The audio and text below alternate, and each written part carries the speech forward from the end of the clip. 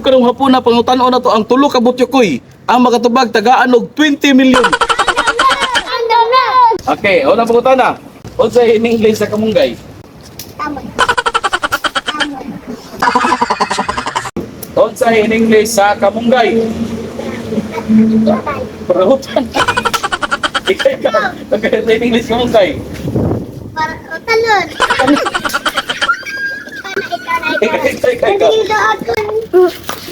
Next question. Okay guys, ako sila pangutan-on unsa ang pinakahinay nga mananap, pinakahinay mo lakaw, mudagan, basta kay mulihok, pinakahinay mo lihok. Asa man ang pinakahinay? Paminaw yung taro nga, paminaw yun. 20 milyones dolyares ang mo daw. Asa ang pinakahinay mo dagan? Iring ba o iro? Iro. Iro, ro.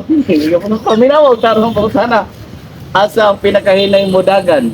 Iring ba o iro? Arihara ko so. Parehara ko sabi ya. Asa ang pinakahinay nga mo dagan? Pinakahinay ha? Iring ba o iro? Iring. Next question. Sige rin punta na ha. Kinsay founder sa Katipunan? Sige po, sige ikaw. Sama. Sirisal. Kusirisal ko lang. Kinsay founder sa Katipunan? Kinsa? Ha? Sorry.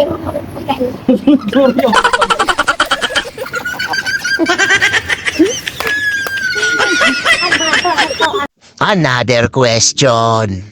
Unsay in English sa wakwak nga nagluya nga naglakaw? Siya. Katay. Napia? Ikaw, Uy. Sumigo. ikaw. Unsay in English sa wakwak nga nagluya nga naglakaw? Tikling. Oh my God!